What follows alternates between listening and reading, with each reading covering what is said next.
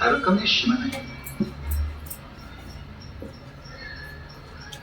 ये लगा मुझे आवाज निकला हिटन बाबा।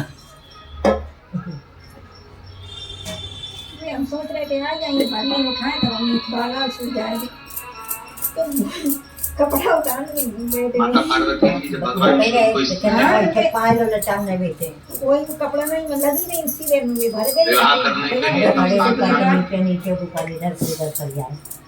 ये लगी जैसे यही बोल नहीं है कौन यही बात।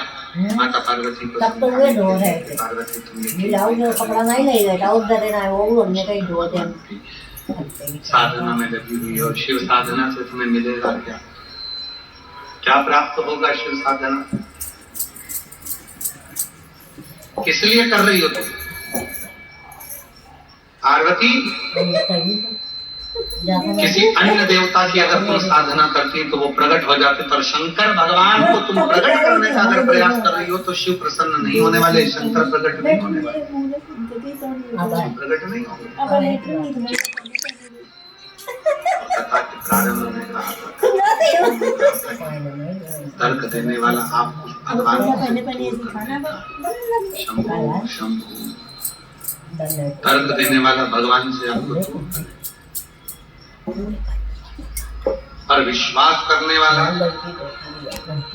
दृढ़ भरोसा करने वाला भगवान के करीब में देखा। बनी देखी नहीं हमारी नहीं बनी है।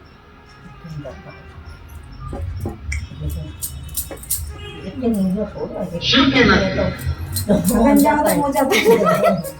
और पहले भी कहा आज फिर कहते हैं इस सूरत नगर की पवित्र धरा पर जिस घर में भगवान शंकर का शिवलिंग नहीं होता उस घर का व्यक्ति हमेशा टेंशन में ही पड़ा रहता, और जिसके घर में शंकर भगवान का छोटा सा भी अगर शिवलिंग आकर विराजमान हो जाता है उसके घर में फिर चिंता टेंशन सब समाप्त होता चले जाता है। धीरे धीरे उस घर की दशा सुधरना प्रारंभ होती है। सब जने कहते नहीं कहते अब ये सब सब है घर में रखो के ही मानी जाए।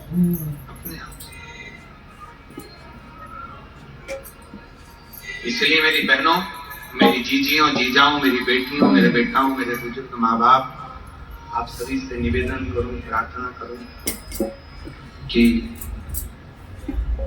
तुम्हारे घर में भले लड्डू गोपाल जी विराज रहे, तुम्हारे घर में भले भगवान कृष्ण विराज रहे, तुम्हारे घर में भले भगवान श्री राम विराज रहे, तुम्हारे घर में भले मां जगत जननी जगदम्बा विराज रही, तुम्हारे घर में भले दत्त भगवान विराज रहे, तुम्हारे घर में भले 33 कोटि देवता विराज रहे हो, पर तुम्हारे घर में एक छोटा सा शिवलिंग का होना जरूरी है।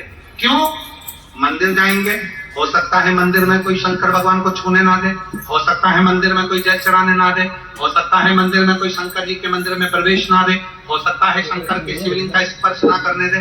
तो अपने घर में अगर शंकर भगवान का शिवलिंग रहता है और हम उस पर भी अगर जल चढ़ाते हैं, आराधना साधना करते हैं, तो वही पुण्य जो मंदिर में प्राप्त होता है वो अपने घर के शिवलिंग में भी प्राप्त होना प्रारंभ होता है। जैसे वो एक लाइन आती है ना, आँखों में असल होगा घर बैठे बुला लेंगे, आँखों में शंभो शंभो शंभो शंभो घर बैठे बुला तुम रूठे रहोगे, हम तुम्हें मना लेंगे। आप भी बोलिएगा। तुम कहते हो भोले हमें काशी प्यारी है, बोलो दीदियों। तुम कहते हो भोले हमें काशी प्यारी है, तुम कहते हो भोले हमें काशी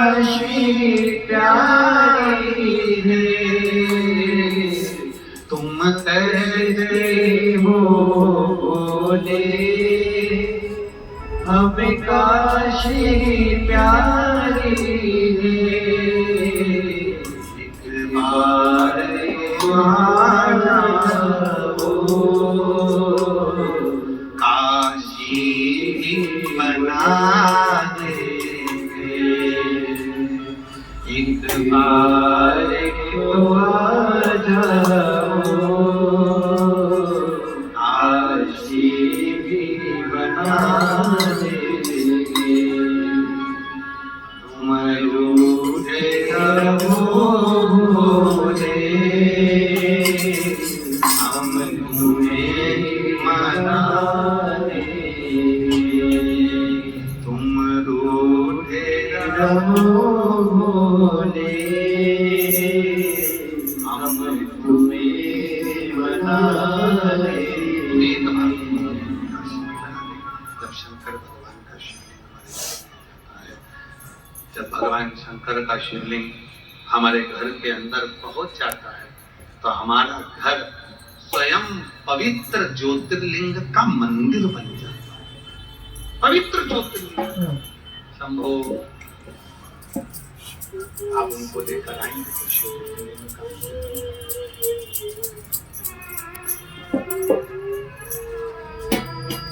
किन किन के घर के दरवाजे पर श्री शिवाय नमस्तुभ्यम लिखा है? हाथ उठाओ जरा। सब क्या लिखा है? रख लो। बहुत स्पीकर आ रहा है अपने गांव भी जाया करो, कहीं भ्रमण पर जाया करो, तीर्थ जाया करो, घूमने जाया करो तो एक स्टिकर श्री शिवाय नमस्तुभ्यम का लेकर जाया करो और उसको किसी दरवाजे पर जरूर लगाया करो। क्यों?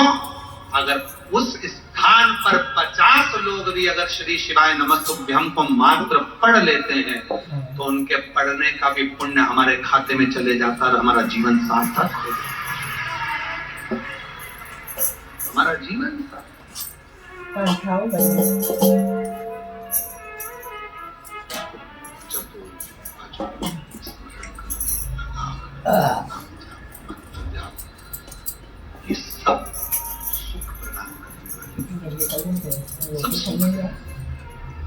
पार्वती मैया को बहुत समझाया माँ जगत जननी जगदम्बा ने, क्योंकि उनके हृदय में शिव है। जिसके हृदय में विश्वास रूपी शिव विराजमान है, जिसके हृदय में भगवान शंकर विश्वास के रूप में विराजमान है,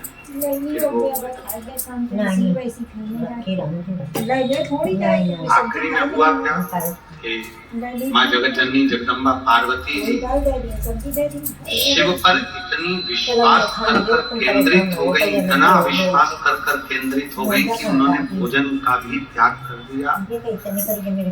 श्वास लेती हैं पर नासिका के एक छिद्र से श्वास लेती हैं और उसी से छोड़ती हैं। और यहाँ तक शिव पुराण में लिखा है कि एक समय ऐसा आ गया था माँ जगत जननी जगदम्बा पार्वती जी का कि शंकर पर इतना भरोसा कर लिया था कि श्वास अंदर लेने के बाद माँ पार्वती ने उस श्वास को छोड़ा ही नहीं था। कई वर्ष तक पार्वती जी ने श्वास को अंदर ही रख लिया, छोड़ ही नहीं।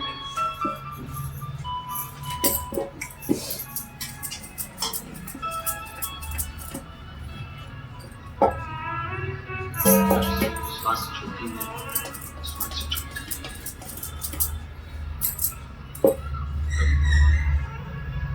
भगवान ने देखा कि शरीर पूरा की पूरा एकदम दुर्बल हो गया, शरीर काला पड़ गया, प्राण छूटने का समय आ गया। तब भगवान देवाधिदेव महादेव देख लिए कि विश्वास पूर्ण हुआ, तब शंकर भगवान माँ पार्वती के सम्मुख में आकर प्रकट हो गए।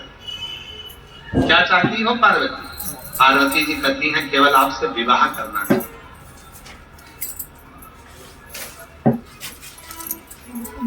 विवाह का मतलब मालूम है आपको पार्वती? जितने दुनिया के लोग हैं उनको आज के समय में विवाह का मतलब नहीं मालूम। जितने दुनिया के लोग हैं उनको आज के समय में प्यार का मतलब, प्रेम का मतलब मालूम नहीं।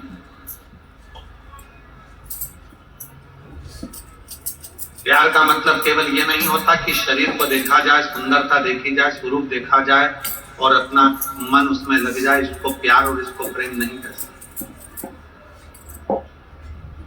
शरीर की सुंदरता देखकर जो होता है वो केवल और केवल दिखावा होता है।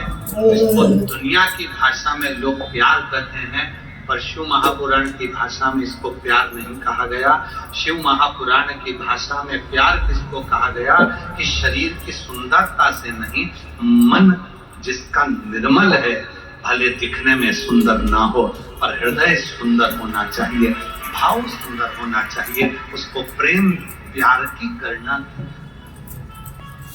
उसको प्रेम प्यार की। शरीर की सुंदरता देखकर अगर प्यार किया तो ये प्यार नहीं है, ये केवल कुछ दिन का एक खेला। शरीर की सुंदरता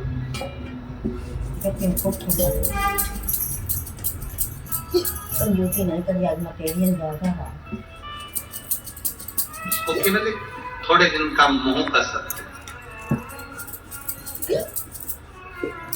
भले दिखने में कोई सुंदर ना हो, उसका कोई आकर्षण ना हो, पर उसका मन सा।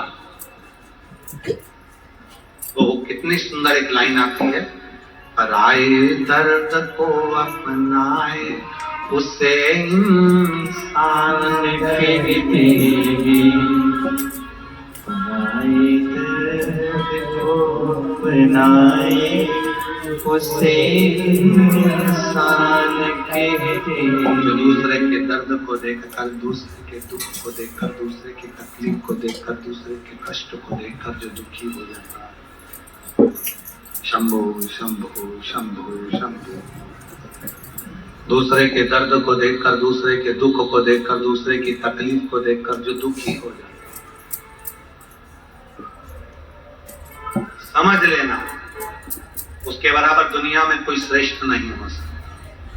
कोई गिर गया, चोट लग गई, किसी को घाटा लग गया, किसी की यहाँ छापा डल गया, किसी की फैक्ट्री में आग लग गई, किसी को तकलीफ आकर खड़ी हो गई, किसी को घाटे पर घाटा लग गया, और तुम सुनकर अगर हंस रहे हो, मुस्कुरा रहे हो, तो समझ लेना तुम में और राक्षस में कोई अंतर नहीं है, तुम में और असुर में कोई अंतर। इसको असुर प्रवृत्ति कहा था, इसको राक्षस प्रवृत्ति कहा था, इसको असुरता कहे। इंसान किसको कहते हैं, मनुष्य किसको कहते हैं, क्योंकि दुखी है। हमने पहले भी आपको कहा, आज फिर व्यासपीठ से कहकर जा रहे हैं, सूरत नगर की पवित्र धरा पर जो शिव महापुराण की कथा चल रही, इसमें आज फिर कहते हैं, आप 1 रुपए का दान किसी को मत दो, आप 98 भी किसी को मत दो, पर आपसे निवेदन है, आपके परिवार में, आपके पड़ोस में, आपके रिश्तेदार में, आपकी कॉलोनी में अगर किसी बच्चे को पढ़ने का शौक है और उसके पास पढ़ने का पैसा नहीं है, तो आप उसकी पढ़ाई में, शिक्षा में थोड़ा सा धन लगाना प्रारंभ करो, वो जिंदगी का सबसे बड़ा दान हो।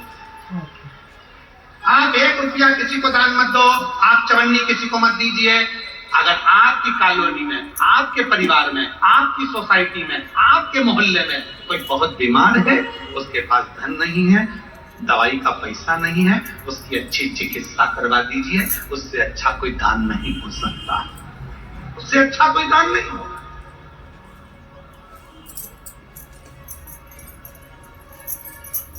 श्रेष्ठ कर्म